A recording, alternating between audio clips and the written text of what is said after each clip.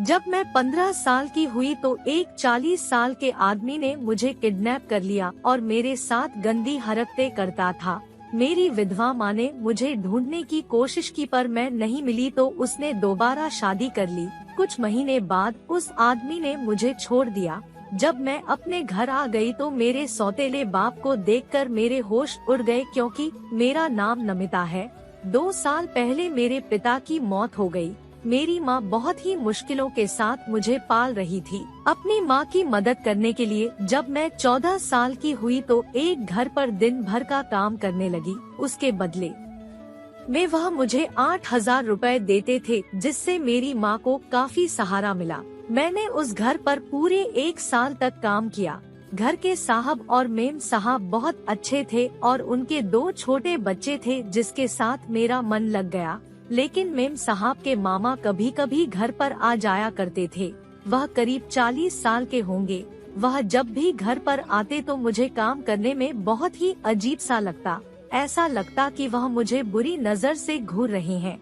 जब कभी मेरे करीब आ जाते तो मैं बहुत डर जाती। जितने दिन तक मामा घर पर रहते मेरा तो मानो जीना दुश्वार हो जाता।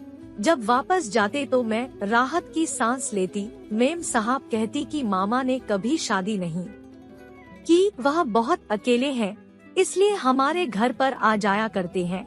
मुझे इस बात से बहुत तकलीफ होती थी। आखिर मैं परेशान होकर वह काम ही छोड़ दिया। जब मेरी माँ ने कहा कि तुमने काम क्यों छोड़ दिया तो मैंने कहा, माँ मैं दूसरा काम ढूंढूंगी, इसमें काम बहुत ज्यादा रहता है तो मैं बहुत थक जाती हूँ। मुझे दूसरा काम बहुत जल्दी मिल गया और 2 महीने के अंदर मेरा काम में मन भी लग गया। पर एक रोज मैं काम से वापस आ रही थी, काफी सुनसान था और रात बहुत हो चुकी थी। तभी किसी ने मुझे पीछे से पकड़ा और किडनैप कर लिया। मैं पीछे मुड़कर देखी तो उसका चेहरा नजर नहीं आया, क्योंकि उसने नकाब पहना हुआ था। वह मुझे एक अंधेरे कमरे में बंद कर दिया। 2 दिनों तक वहाँ कैद रखकर मैं परेशान हो गई और चीखने चिल्लाने लगी। 2 दिन तक तो वह किडनैपर मुझे बस करे में खाना और पानी पहुँचा देता, पर तीसरे दिन जब वह नकाबपोश कमरे के अंदर आया तो उसे देखकर मेरी रूह कांप उठी और उसने मेरे साथ जो कुछ किया मैं बेहोश हो गई। मैंने सोचा मुझे किसी भी तरीके से यहाँ से भगाना होगा, पर एक एक करके दिन बीतते चले गए और मेरी हालत दिन ब दिन खराब होती चली गई। वह आदमी मेरे साथ हर दिन गलत काम करता था। उस नकाबपोश के पीठ पर एक कटा हुआ दाग था। मैं इस उम्मीद में थी कि मेरी माँ मुझे ढूंढ निकालेंगी, पर मेरी माँ मुझे नहीं ढूंढ पाई और मैं हर रोज इसी उम्मीद से सुबह उठती थी कि मैं आजाद हो जाऊंगी। एक दिन वह आदमी मेरे पास आया और कहा कि आज मैं तुम्हें छोड़ दूंगा और तुम अपने घर चली जाना। यह सुनकर तो मेरी खुशी का ठिकाना नहीं रहा। उस आदमी ने मेरे साथ तो बहुत गलत किया था, लेकिन यहाँ रह रहकर मैं बिल्कुल पागल सी होती जा रही थी। एक अंधेरे कमरे में दिन पर दिन मेरे ऊपर अत्याचार होता, यह सब मेरे बर्दाश्त से बाहर हो गया था। आदमी ने कहा कि अगर तुमने अपनी माँ को बताया कि तुम किडनैप हो गई थी तो मैं तुम्हें जान से मार दूंगा। बस उसे घर पर जाकर यही कहना कि तुम एक लड़के के साथ भाग गई थी, क्योंकि तुम्हारी माँ को यही लगता है कि तुम किसी के साथ भाग गई हो। मैंने मन ही मन सोचा कि जैसे ही माँ के पास पहुँचूंगी मैं सारी सच्चाई उनको बता दूंगी, ताकि इस आदमी को कड़ी से कड़ी सजा मिल पाए। जब उसने मुझे छोड़ दिया तो मैं खुशी खुशी अपने घर पहुंची। मेरी माँ ने दरवाजा खोला तो एक पल के लिए मैं उन्हें पहचान नहीं पाई। मुझे लगा घर पर यह कौन दूसरी औरत आ गई है, लेकिन फिर मैंने गौर से देखा तो मेरी माँ एक लाल साड़ी पहने हुए थी और उनकी मांग में सिंदूर था। उनको देखकर मैं चौंक गई। मैं किडनैप हो गई। इधर मेरी विधवा माँ ने फिर से शादी कर ली। मैंने कहा, माँ यह सब क्या है? माँ ने कहा, तुम इतने दिन कहाँ थी? मैंने तुम्हें कहाँ नहीं ढूंढा। कस्बे के हर एक घर पर जाकर तुम्हारा पता लगाया, दर दर की टोकरें खाई। मैं हार नहीं मानी।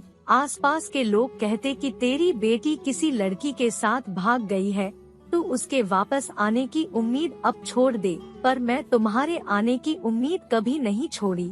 मैं मंदिर में जाकर हर रोज पूजा करके भगवान से ही प्रार्थना करती कि मेरी बेटी को वापस कर दो। मैंने कहा, आपने शादी कब की माँ? माँ ने कहा, तुम्हारे जाने के बाद मैं बहुत अकेलापन महसूस करती थी। तभी एक साहब से मेरी मुलाकात हुई। उन्होंने कहा, तुम्हारी बेटी भाग गई है, कब तक क्यों अकेले जिंदगी गुजारोगी? तुम मुझसे शादी कर लो। आखिर मैंने उस आदमी से शादी कर ली। माँ के हाथों के मेहंदी का रंग भी नहीं उतरा था, यानी हाल फिलहाल में ही इन्होंने शादी की। मैं उन्हें बताने ही जा रही थी कि मेरे साथ किस तरह का बड़ा हादसा हुआ कि तभी मेरे सौतेले बाप मेरे सामने आकर खड़े हो गए। उन्हें देखकर मेरे रोंगटे खड़े हो गए, क्योंकि मेरा सौतेला बाप तो। मैंने कहा, माँ मुझे माफ कर दो। एक लड़के के प्यार में पड़कर मैं घर से भाग गई थी, लेकिन फिर मुझे तुम्हारी याद आई तो मैं वापस आ गई। मेरी माँ ने मुझे गले से लगा लिया और रोने लगी। उन्होंने कहा, तुम मुझे मिल गई, यही मेरे लिए बहुत है। मैं माँ के साथ रहने लगी और फिर से काम पर जाने लगी। पर मेरा सौतेला बाप मौका पाते ही मेरे साथ गलत काम करता। रोज रोज के हरकतों से मैं बहुत परेशान हो गई थी। लेकिन एक रात मैंने माँ के कमरे में गई और वहाँ का नज़ारा देखकर मेरे सिर पर आसमान टूट पड़ा, क्योंकि मेरा सौतेले बाप के पीठ पर वही निशान था जो उस किडनैपर के पीठ पर था। मेरा सौतेला बाप वो मामा था जिसके डर से मैंने पहला काम छोड़ दिया था और अब तक माँ की खुशी के लिए इसे झेल रही थी। अब बहुत हो गया। मैंने एक चाकू से उस रात उसे मार डाला। माँ उठकर जब वो नज़ारा देखा तो कहा कि ये तूने क्या कर दिया? मैंने कहा, इस जल्लाद ने जो काम किया है उसके लिए यह सजा भी कम है। माँ चौंक उठी और मेरी तरफ देखने लगी। मैंने कहा, यह मेरे साथ गंदा काम करता है। मैं रोने लगी और माँ को सारी बातें बता दी। मैंने कहा, माँ यह पहले जो मेम साहब घर पर मैं काम करती थी यह उनके मामा थे और मुझ पर बहुत बुरी नजर रखते थे। जब मैंने उस काम को उनके डर से छोड़ दिया तो उसने नकाब पहने मेरा किडनैपिंग करवा लिया और मेरे साथ हर रोज गलत काम करता रहा और फिर उसने तुमसे शादी कर ली और मुझे छोड़ दिया। उसने मुझे धमकी दे रही थी कि अगर मैं तुम्हें सच्चाई बताऊं तो वह मुझे मार डालेगा। मैं तुम्हें सच्चाई बताने गई तो मेरे सौतेले बाप पर मेरी नजर पड़ गई और डर के मारे मेरी रूह कांप उठी। मैंने अपने किडनैपर के पीठ पर एक निशान देखा था। कल रात मुझे वो निशान दिखा जब तुम्हारे कमरे में आई थी। मौका मिलते ही मैंने उसे मार दिया। मैंने कहा, अगर पुलिस आ गई तो पुलिस से कहूँगी कि यह आदमी मेरे साथ गंदा काम करता था। अपने बचाव में मैंने इसे मारा। मैं नाबालिग हूँ। अगर मुझे सजा भी मिलेगी तो बहुत कम मिलेगी। मैं सीधे पुलिस स्टेशन पहुंच गई और अपना गुनाह कबूल कर लिया और उन्हें सब कुछ बता दिया।